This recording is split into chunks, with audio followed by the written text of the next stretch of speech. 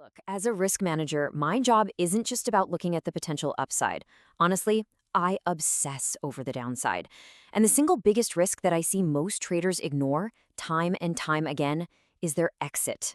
So in this briefing, we're going to cover exactly how to make sure you always have one. All right, here's our game plan. First, we're going to talk about the selling problem, something every trader runs into.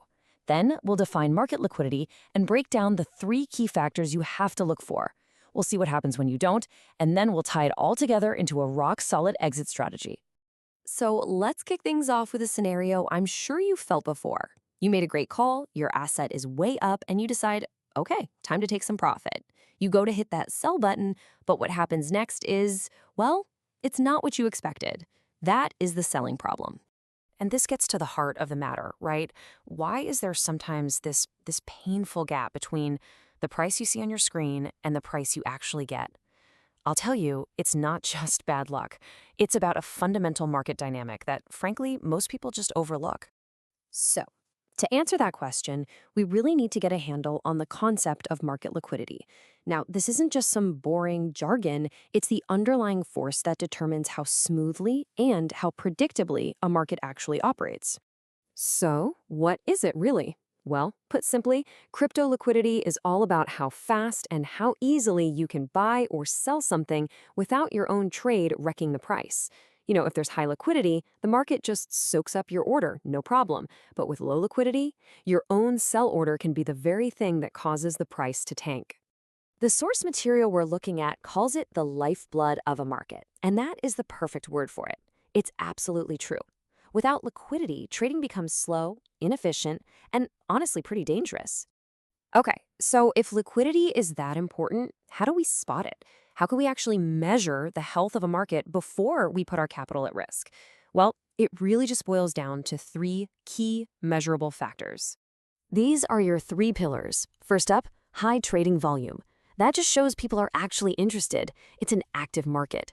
Second, you need a large number of buyers and sellers. Think of it like a party. The more people there, the easier it is to find a dance partner for your trade. And third, a deep order book. That just means there are tons of buy and sell orders stacked up, ready to absorb big trades without even breaking a sweat. All right, let's see how this all plays out in the real world. We're going to compare two trades to really nail down the financial hit you can take by trading in a liquid versus an illiquid market. And we'll do that by looking at a hidden cost called slippage. Slippage. It's just the official term for that gap we talked about earlier, right? The difference between the price you clicked and the price you actually got. In a healthy market, it's tiny. You barely notice it. But in a bad one, oh, it can be absolutely devastating. And this chart just illustrates the point perfectly. On the left, you've got a high liquidity market. You want to sell your ETH for 30 grand? It executes almost perfectly. You lose $5. You won't even notice. But look at the right. In an illiquid market, that exact same sell order gets chewed to pieces. There just aren't enough buyers waiting at that top price. So your order keeps dropping to find them, and you walk away with $1,500 less than you expected. Same asset, same goal, wildly different results. And all of this, it brings us to the most crucial point of this whole discussion. Understanding liquidity isn't just some academic exercise.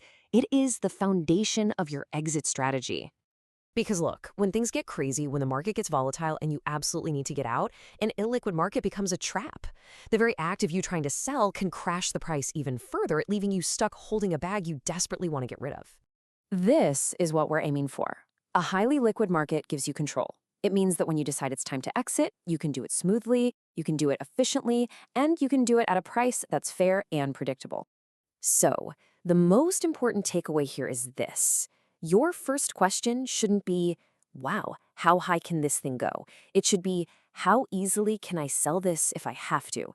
Believe me, good risk management is always about prioritizing a safe exit over a speculative entry. And that's what this all boils down to in the end. High liquidity, it's flexibility, it's freedom. It's the power to execute your strategy when you need to, not just when the market feels like letting you. It is the difference between being in control and being trapped. So I'm going to leave you with this. The next time you're sizing up an opportunity, don't just stare at the price chart. Look at the volume. Look at the depth of the order book and ask yourself this one simple question. How will I get out? It might just be the most profitable question you ever ask yourself. Thank you for watching. If you got something from this explainer, please like the video and support the channel by clicking on the subscribe button. That really helps us out. Thanks again.